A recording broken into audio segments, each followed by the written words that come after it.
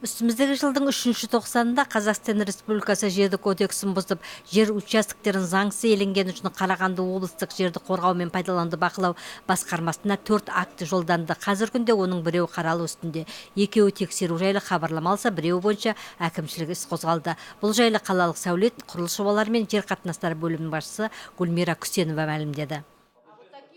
По вопросу принудительного изъятия у собственников и землепользователей земельного участка. 2016 жылдың 3-ші тоқсанында жер иелерінен иеліктенген жер участоктерін белгілеген мақсатта қолданбаған үшін Қазақстан Республикасының жер кодексінің 92-ші бабын бұзу болып табылады. Мәліметтер бойынша осы жылдың 3-ші тоқсанында аталмыш мәселе бойынша 10 жер учаскесі анықталған. Собственник Коростелев, частная территория, строительство гостиничного комплекса, это постоянка СТО, 9-й микрорайон в районе церкви.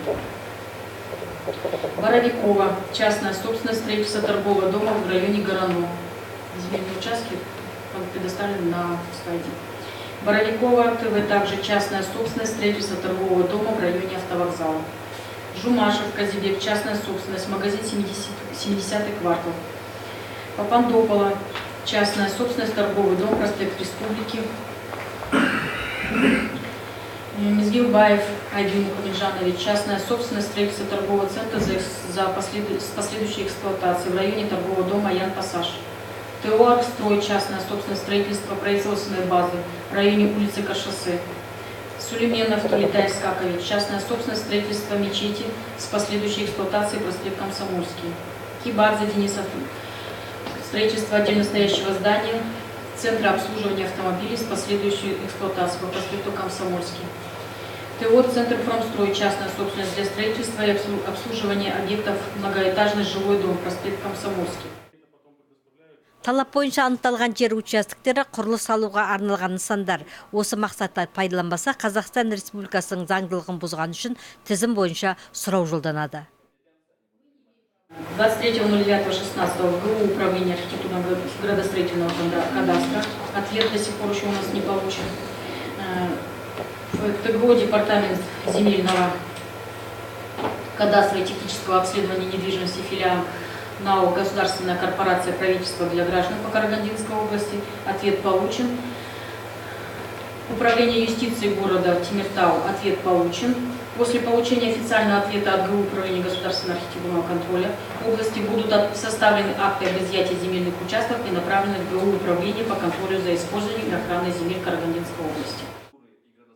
Гүлмира Күсенованың айтуынша бұл орайдағы жұмыстар да жаңадан басталды. Алдағы уақытта ол жалғасын табатын болады.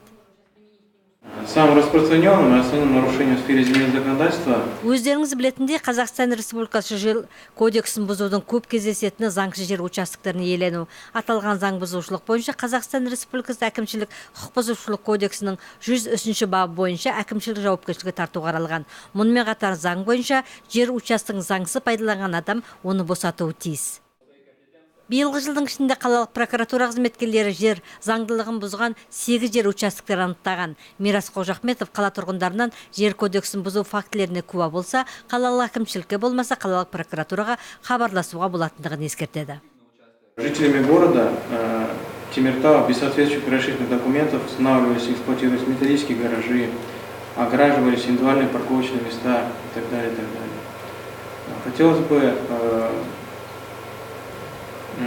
обратиться к гражданам, жителям города, если они стали свидетелями таких вот нарушений, обращаться в акимат города Темиртау, а также в